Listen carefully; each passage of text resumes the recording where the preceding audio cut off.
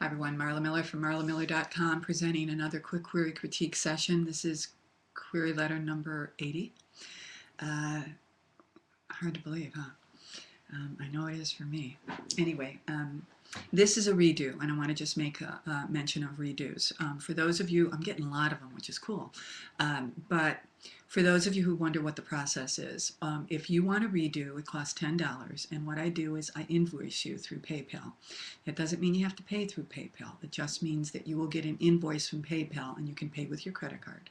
And when you do that, then I put your letter on the list, and frankly, people who are paying for the query critique, I am putting them at the top of the list because I think that when people pay, they should, get a good value for their money. So this is a redo. It was not done through marlamiller.com, though it was done through the Writer Magazine, where I have a column called Critique My Query. For those of you who haven't visited me over there, I would encourage you to. The Writer Magazine's a great magazine anyway, but I get some really interesting queries over there. Okay, let me read this redo. Other glasses.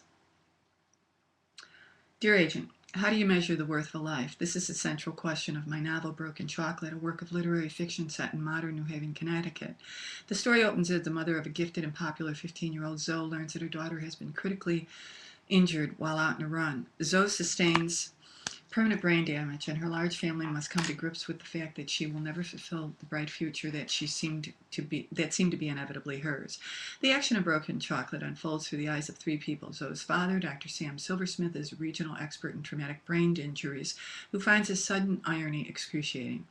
Her twin brother Zev is profoundly shy, but his psyche is intertwined with that of his outgoing and accomplished sister, and her mother, Olivia, is a pastry chef who comes to question her own resolutely optimistic worldview in the face of Zoe's torturous recovery.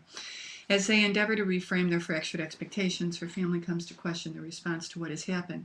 Should they continue to lament Zoe's lost potential, even if she appears to be reasonably happy and does not comprehend what she's lost? In looking for answers, they realize that the change in Zoe's trajectory has altered the way in which they measure their own lives as well. As it reveals the remarkable resilience of hope, the story is also an anthem to the joys and sorrows of raising children.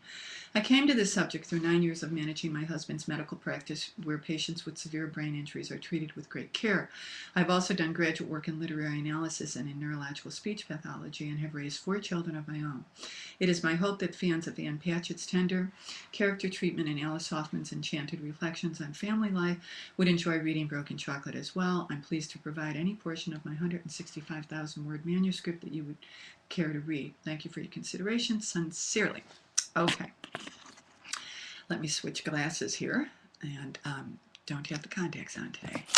All right, a couple of things. Number one, now you guys didn't read this story, but or unless you went over to Critique My Query at the Writer Magazine, but it's much shorter, and so the writer has done a very good job of condensing it. The last query that she sent was more of a synopsis, and as we all know, that people when especially when they start writing queries, they tend to write synopses that are crunched into queries, and that's essentially what she did. Okay, that said, I'm still having some trouble with the story, with this query letter. A couple things that I want to point out, though, before I go on, and I don't want this to go longer than 7 minutes.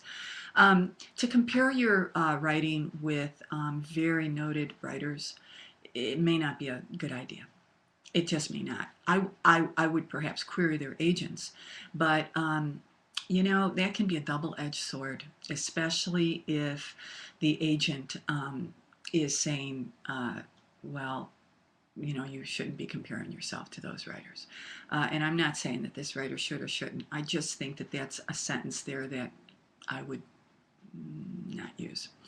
The other thing, and I guess the other reason why I'm saying that, and again, it could be magnificent, but she could have a magnificent novel and struggle with query letters. It's very, very possible. But the other reason why I'm saying that is because to have a first novel be 165,000 words is a long novel for a debut novel. It's a long novel. And so an agent looking at that word count and then looking at her comparisons to great literary writers may say to herself or himself, you know, that's really too long for a novel. So anyway, I would not mention those two writers in this query letter. 165,000 words is a lot of words. And that brings me to my other point, and that is, I think that this author is having trouble figuring out, perhaps, let me qualify that. Perhaps this author is having trouble with finding out what this novel is really about. And oftentimes when we don't know what it is that why we're writing this, we write long.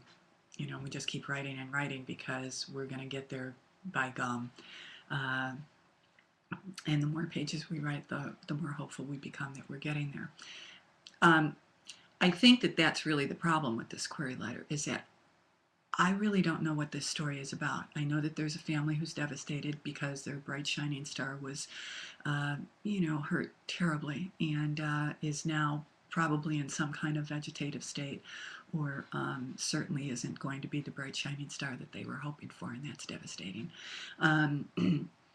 I don't really know much more than that. I don't know what would fill 165,000 words. Is it that this family is grappling with conditional love or unconditional love? Are they feeling bad because maybe they don't feel for her the way that they did feel for her? I don't know. Is this novel about loss and change?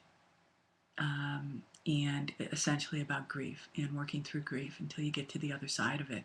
Perhaps as joyful as this daughter, who's now brain damaged, seems to be. She's fine. The rest of them are devastated, but she seems okay.